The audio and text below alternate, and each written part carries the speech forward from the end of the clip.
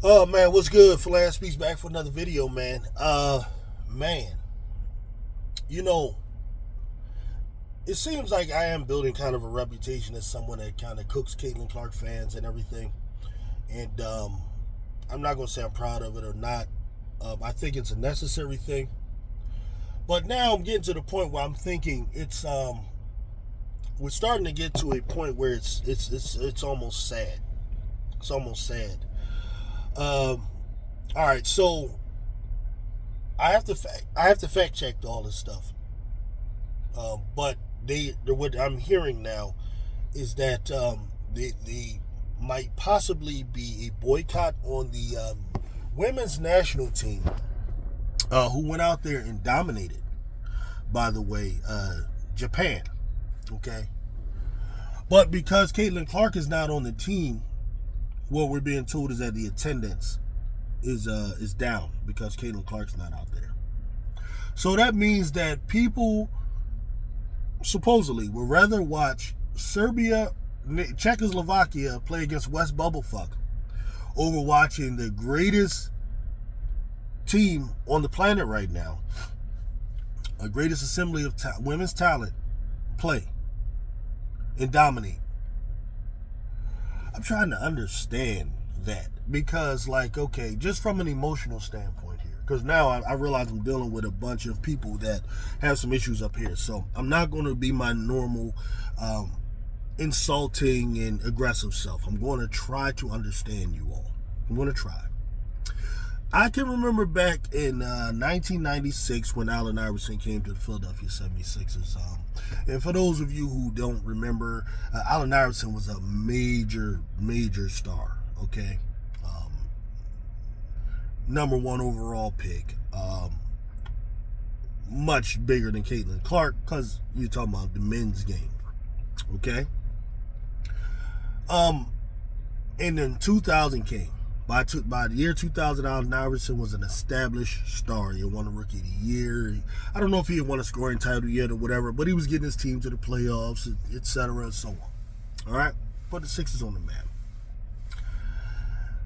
2000 Olympics, Iverson wasn't on the team. And I remember us in Philly, we felt like he should be. You know, we even were kind of like, damn, man, they putting people on there that we think Iverson's better than and whatever, you know. I think they were still putting old heads like Gary Payton and guys like that on there. You know, that's what they do. It never occurred to me, though, through all of that, through all of the disappointment that I won't be able to see Allen Iverson, who I felt was more entertaining than Jason Kidd and more entertaining than Gary Payton, it never occurred to me to not support the national team, put aside my national pride for the dominance of American basketball, which is our sport that we dominate and invented, because my favorite player wasn't on the team. I can't tap into that. I'm guessing maybe it's because, what is this, Gen Z, Gen X, whatever it is, maybe y'all were raised differently. Maybe y'all were raised by parents who didn't hit y'all when y'all were little. They let you have whatever you want. You were able to have temper tantrums on the bus, able to have temper tantrums in the supermarket. Y'all probably were in the little kids in the supermarket just knocking shit over. And your parents probably say, Billy, stop, Billy. Billy, you're on timeout. And then when she put you on timeout, you just decide to say fuck that and walk around. Oh, Billy, why are you not listening? I'm convinced that most of y'all were raised by those types of people. See, I was raised like to kind of learn to suck shit up. Like my parents would tell me a lot of shit like, oh, well, that's just too bad. You're gonna have to just deal with it type of stuff. If I go too far, I'll just get popped. And I know a lot of y'all, that's against what a lot of y'all think. Y'all think that's abuse and all of that. But really, I think I was all the better for it. Because you as a human being, you start to realize that you start to make the connection in your mind that when you do bad things happen. This is your first lesson in the karma, what they call, right? You can call it karma. We can call it for now. It's an energy-based thing. The energy you put out is the energy you'll get back. If you give out positive energy, generally you'll find positivity. And positivity will come back to you. If that's your ethos that you live by, that's generally how that'll work. If you go out and put out just negative energy, negative stuff all the time, that's just what you put out, what you project. Somehow, some way, the world will manifest in negativity around you, and it'll come back to you. I believe this is something that the Creator put into the creation to teach us right from wrong and help us in our decision making so that we gain wisdom. As they say, wisdom in the Psalms, they say wisdom is fear of God is the beginning of wisdom, right? So you learn those things, all those different little universal truths and stuff, so on. But I'm convinced most of y'all just believe that you can cry, bully, and rah-rah your way to whatever you want. So this may be the latest attempt. Say, okay, we're not going to watch the ladies. We're going to boycott it because our favorite player is not on it. Now, what can possibly happen from this? Let's see. Well, you can have one result, which could be, these ladies feel no appreciation, this and that. And then what does it do? Well, this is what you hope. It forces the ladies who run the WNBA to say, you know what? We need to just create a league that is completely centered around Caitlin Clark because, hey, she's bringing in all the money, she's bringing in all the seats. So let's only put her on TV. Let's only talk about her on ESPN. Let's only, give the Fever this. Let's only do that. Let's give her the best players. Let's give her the best. Let's say your vision, you people. Let's take it all the way to its furthest extent. Okay, so then what happens? You have the other ladies see that. They see that, damn.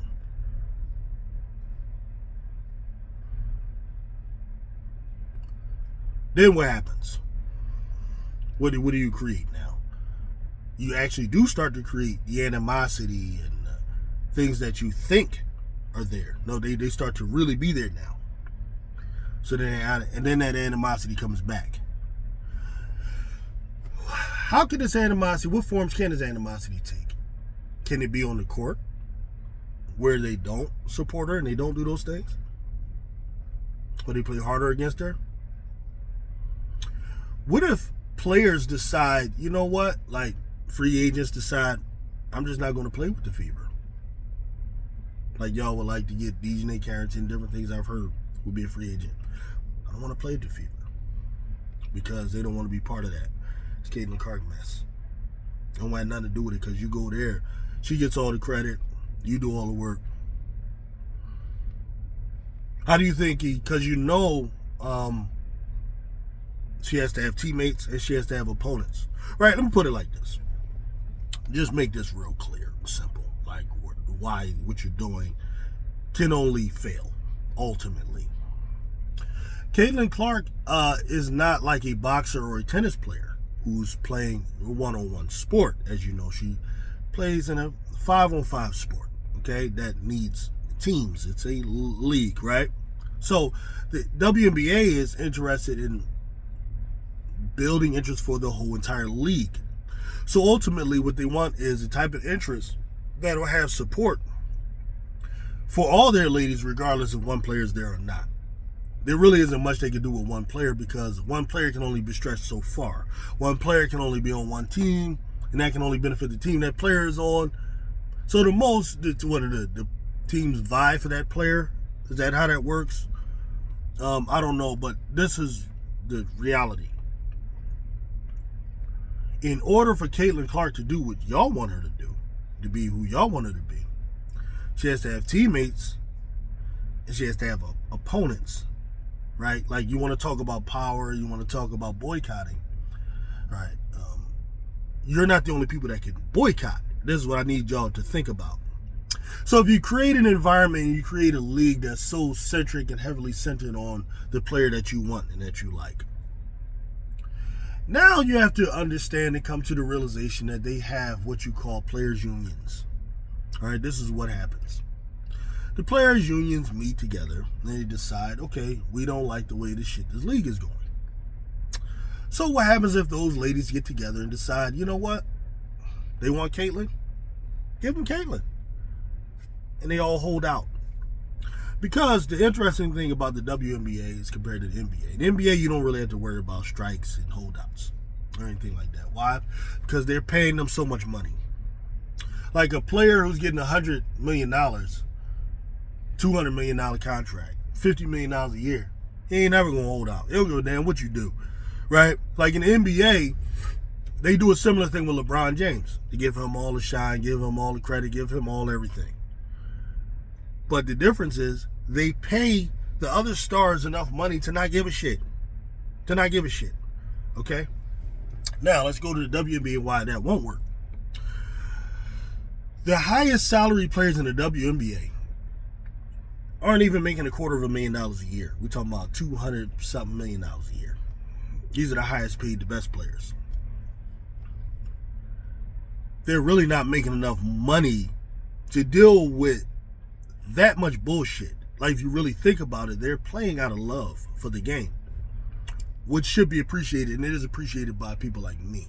I thought it was a beautiful game yesterday, and I also wanted to point out that, which I'll get to that later, how beautiful the game was. They don't get paid enough money to deal with the bullshit you're bringing. Now, if the league goes a way of, okay, we'll give all y'all $1 million,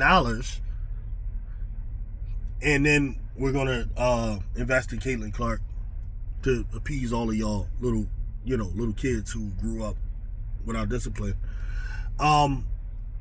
Maybe it will work because you just pay them off. It won't work right now.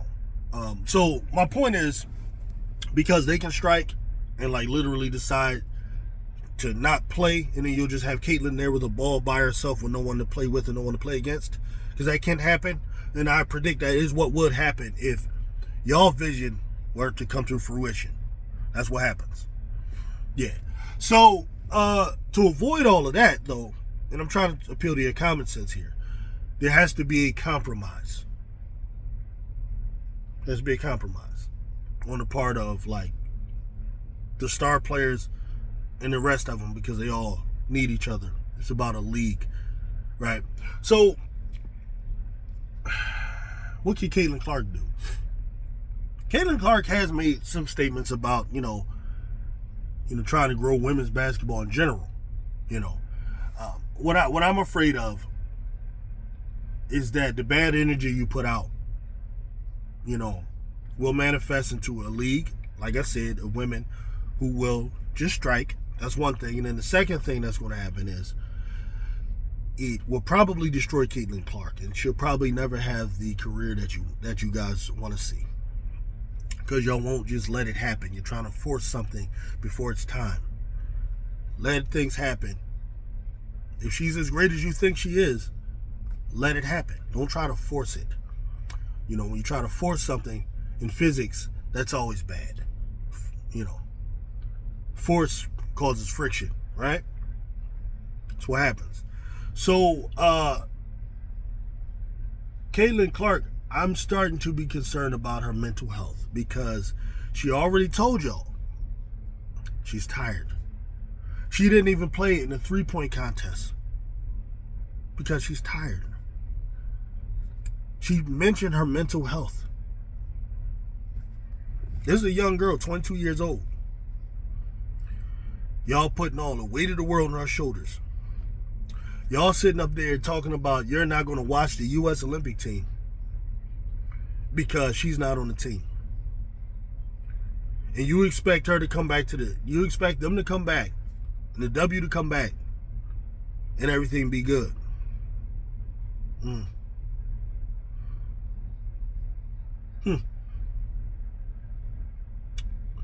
I know y'all ain't gonna listen to me, but I hope y'all chill out, because there's no way this goes well if y'all keep this up.